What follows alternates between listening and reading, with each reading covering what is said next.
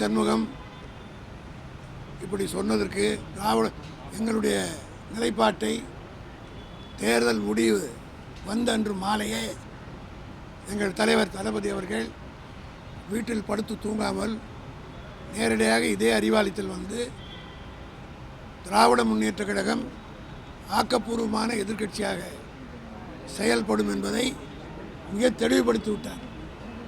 அதோடு மட்டுமல்ல, அடுத்த நாளே 5ஆம் தேதியே தான் போட்டியிட்ட கொளத்தூருக்கு சென்று வாக்காளர்களுக்கு நன்றி தெரிவித்து விட்டார்.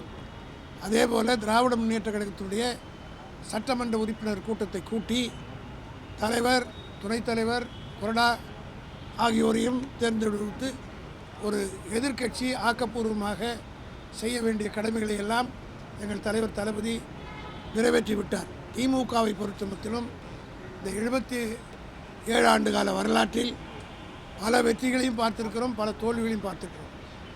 தமிழ்நாட்டினுடைய வரலாற்றில் இல்லாத அளவுக்கு 234 தொகுதிகளில் 220 தொகுதிகளில் எங்களுடைய கூட்டணி தலைவர் கலைஞருடைய தலைமையிலே தனியாக திமுக 184 இடங்களிலும் கூட்டணியோடு சேர்த்து 220 இடங்களிலும் வெற்றி பெற்று சரித்திரம் படைத்த திமுக இதுவரையில் அந்த ரெக்கார்டை உடைக்க 6 வருடம் முடியவில்லை.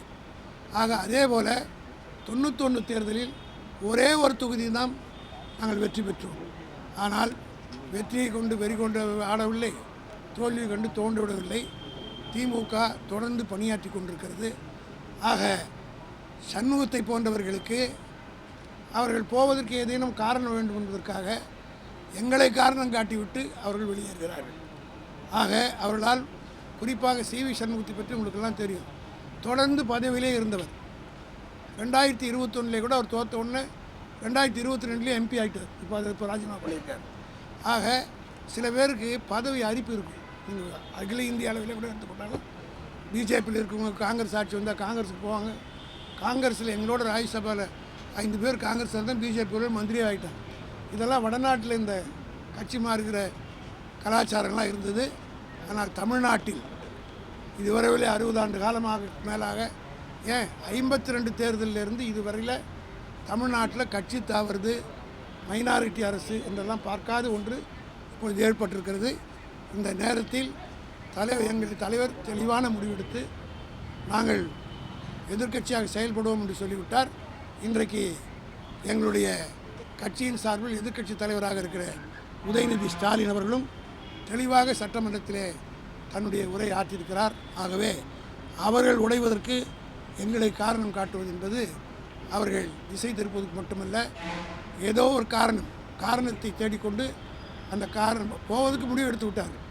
பழமொழி சொல்லுவாங்க, எவ்வளோதான் நீ பூட்டி ஒருத்தர் வச்சாலும் ரொம்ப நாளுக்கு வச்சுருக்க முடியாது, அது கதை உடச்சிட்டு போவான்னு சொல்லுவாங்க. அதுபோல் இவர்கள் பூட்டி வைக்கப்பட்டிருக்கிறவர்கள் கதையை உடைத்து கொண்டு போவதற்குரிய காரணங்களை தேடி அடைகிறார்கள். அதற்கும் திமுக எந்த காலத்திலும் இப்படிப்பட்ட ஒரு முடிவை நான் முதல்ல தேர்தல் முடிவு வந்தோடனே சொன்னேன்.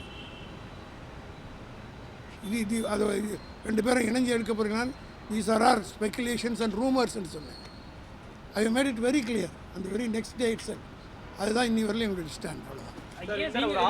அதிமுக மட்டும் சொல்லல, உங்க கூட்டணியில் இருக்கக்கூடிய CPM உடைய தேசிய இல்ல, அதை மறுத்து விட்டார். பேபி மறுத்து விட்டார். அப்படி இதெல்லாம் தவறான வதந்தின்னு சொல்லிட்டார். வதந்தின்னு சொல்லிட்டாரு. திமுக எல்லா கட்சியும் நீங்கள் பார்த்தீங்கன்னா உடஞ்சி போச்சு. திமுக ஒன்று தான் ஒரே ஒரு இடம் வச்சு பெற்றுப்பது கூட உடையல. ஆக நிலையான திமுக. அதனால வெற்றி தோல்வி பற்றி எங்களுக்கு கவலை. நான் தான் தெளிவாக சொல்லிட்டேன். ஒரே ஒரு இடம் நினைச்ச போது திமுகவில் ஸ்பிரிட் வரல. இதே கேள்விகளை இதே ஸ்பெகுலேஷன்ஸ் நீங்கள் சொன்னபோது வந்தபோது திமுக தலைவரிடம் கேட்டோம், பலர்கிட்ட கேட்டோம். அப்போ யாருமே மறுக்கல. இப்போ அதிமுகவின் சார்பில் ப்ரெஸ் உங்களெல்லாம் பார்த்தே சொன்னேன், இங்கிலீஷ்லேயே சொன்னேன். These are all speculations and rumours. இந்த very next day itself we have cleared our position. That stands for.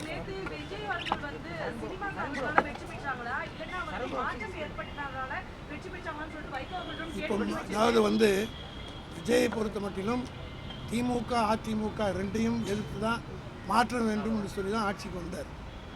இப்போ உடைச்சி அதிமுகவில் இருக்கிறவர் சேர்த்தாருன்னா சேர்க்க போகிறாரான்றதை நீங்கள் அவர்கிட்ட தான் கேட்கணும். அவர் சொல்லி எதை சொல்லி ஆட்சிக்கு வந்தார்? 60 ஆண்டு காலமாக ஒரே 2 கட்சி தான் இருக்குது, இதுக்கு மாற்றம் வேண்டும்னு சொன்னார். இந்த மாற்றம் வேண்டும்னு சொன்ன விஜய் அவர்கள் இப்போ பிரிஞ்சு போகிறவங்கள சேர்த்துக்க போகிறாரா, மந்திரி பதவி கொடுக்க போகிறாரா என்றது நீங்கள் அவரை கேட்டு தான் தெரியும். சார், அதிமுக ஒருவேளை அவங்க சொல்கிற போல திமுக அதிமுக சேர்ந்து ஆட்சிக்கு வந்தால் கூட அவங்களுக்கு தான் அமைச்சரவை கிடைக்கும். இன்றைக்கும் தாவே கட்ட போய் அமைச்சர் அந்த போஸ்ட்டுக்காக தான் போகிறாங்க. இதை தெளிவுபடுத்த வேண்டியது விஜய். அதான் நான் சொன்னேன், கட்சி உடைஞ்சு அங்கே போய் ஆதரிக்கிறேன்னு சொல்கிறாங்கல்ல. விஜய் சொன்னது தமிழ்நாட்டிலே மாற்ற வேண்டும், அதை நம்பி தான் ஓட்டு போட்டிருக்கதாகவும் சொல்கிறார். குறிப்பிட்டே சொன்னார் 2 திராவிட கட்சிகளே தொடர்ந்து ஆளணுமா.